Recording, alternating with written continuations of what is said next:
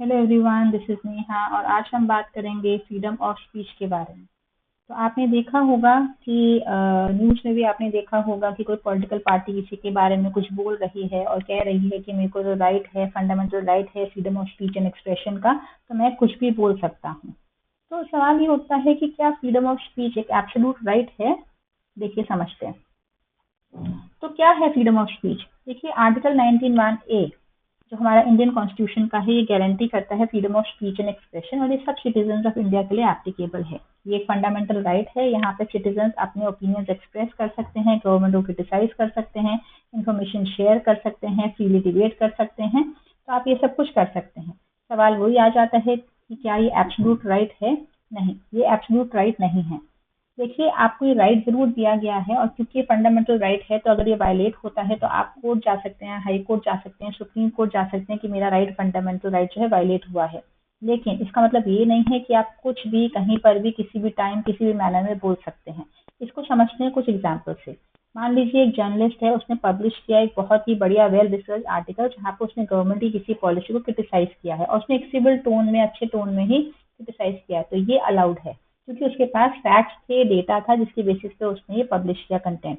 लेकिन मान लीजिए एक दूसरा इंसान है जिसने कि एक पब्लिक ऑफिशियल को बोला कि वो करप्ट है और फॉल्स रूमर्स फैलाए और उसकी वजह से उस बंदी की रेपुटेशन डैमेज हुई और उसने बोला कि नहीं, मैं तो ऐसा बोल सकता हूँ क्योंकि मुझे तो freedom of speech and expression allowed है, मेरा फंडामेंटल राइट है। तो ये अलाउड नहीं है। यहाँ पे इन्होंने डेफेमेशन किया है, मानहानि की है और इसके लिए इनके ऊपर चार्ज लग सकते हैं अंडर आईपीसी के सेक्शन 499 और 500 के तहत और उनको पनिश किया जा सकता है। तो समझने की बात ये है कि हाँ, freedom of speech and expression आपका फंडामेंटल राइट है।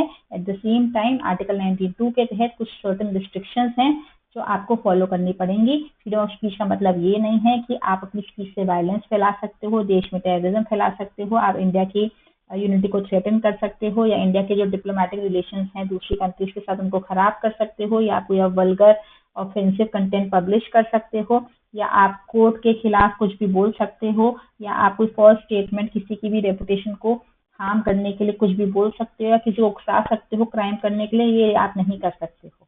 और अगर आप ऐसा करते हैं तो ये पनिशेबल ऑफेंस है। तो ये समझने की बात ये है कि आपको, हाँ, आपको एक फंडामेंटल राइट दिया है, right to speech and expression है आपको, लेकिन आपको इसको रिस्पॉन्सिबली करना है। आप ऐसे कुछ भी नहीं कर सकते हैं, ऐसे आप कोई फेक न्यूज़ पब्लिश नहीं कर सकते, आप हेट स्पीच नहीं दे सकते, आप जबरदस्ती का बैलेंस नहीं भड़का सकते, आप डेफेमेशन नहीं कर सकते, ये नहीं कर सकते। There has to be a balance. इसलिए बहुत ही इंटरेस्टिंग केस लॉ है। देखिए, गूगल इंडिया, हमें पता है कि एक सर्च इंजन है, तो हम सर्च करते हैं, कुछ भी डेटा सर्च करते हैं, हमें बहुत सब कुछ मिल जाता है उसके ऊपर। तो क्या एक सारा डेटा गूगल ने डाला है? नहीं, ये किसी न किसी ने डाला होता है। गूगल सिर्फ एक सर्च इंजन है। तो यहाँ पे केस आया था 2018 में, विशाखा इंडस्ट्रीज ने केस किया गूगल इंडिया के ऊपर कि जो कंटेंट विशाखा इंडस्ट्रीज को टाइप करने के बाद मिला वो डेफेमेटरी कंटेंट था और हमारे कंपनी को मानहानि हुई है इस वजह से। तो हम आपको गूगल को पे केस कर रहे हैं। तो जो गूगल के ऊपर केस किया गया, तो गूगल को नोटिस किया गया कि आप ये जो कंटेंट है आप रिमूव कर दीजिए। तो उन्होंने वो कंटेंट रिमूव कर दिया। तो गूगल की यहाँ पर रिस्पॉन्सिबिलिटी क्या है? वो एक इंटरमीडिएट है। उसकी रिस्पॉन्सिबिलिटी यहाँ पर ये है कि अगर उससे कोई नोटिस मिलता है कि हाँ, ये डिफेमेटरी कंटेंट है, तो वो उससे रिमूव करे तुरंत ही। अगर वो रिमूव नहीं करता है, देन गूगल इज लायबल। ठीक है। वहीं पर ही एक और केस आया 2025 का, विकीमीडिया फाउंडेशन केस। इसमें क्या हुआ था? इसमें ये हुआ था कि ये एक ऑपरेटर है विकीपीडिया का। तो एक जो दूसरी मीडिया कंपनी है एएनआई, उन्होंने बोला कि कुछ कंटेंट था जो एक गवर्नमेंट प्रोपेगेंडा का था, ठीक है, जो कि विकीपीडिया पे विकीमीडिया फाउंडेशन में फाउंड हुआ है, मतलब मिल रहा है। ठीक है, तो इसको रिमूव कर देना चाहिए। तो दिल्ली हाई कोर्ट ने बोला कि हाँ, इसको रिमूव कर देना चाहिए। लेकिन सुप्रीम कोर्ट ने क्या कहा इस पर?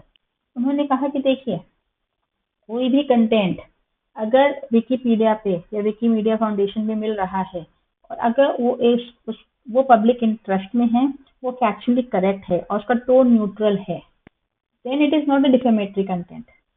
तब उसको रिमूव करना कोई लाइबिलिटी नहीं बनती है। तो यहाँ पे इन दोनों केस लॉ से हम क्या समझते हैं कि yes, right to freedom of speech and expression आपको दिया है, आपको गारंटी किया है इंडियन कॉन्स्टिट्यूशन ने, लेकिन साथ में कुछ रिस्ट्रिक्शंस हैं। आप किसी भी तरीके से आप ऐसा कोई कंटेंट नहीं कर सकते हैं जहाँ पर आप किसी की मानहानि कर रहे हैं या किसी की रेपुटेशन को हार्म कर रहे हैं या आप कुछ भी बोल रहे हैं या आप जुडिशरी के खिलाफ बोल रहे हैं। आप ऐसे नहीं कर सकते हैं। आपको freedom of speech and expression दिया है, आप बोलिए, ठीक है। आपके पास फैक्चुअल डेटा होना चाहिए, आपकी टोन सही होनी चाहिए।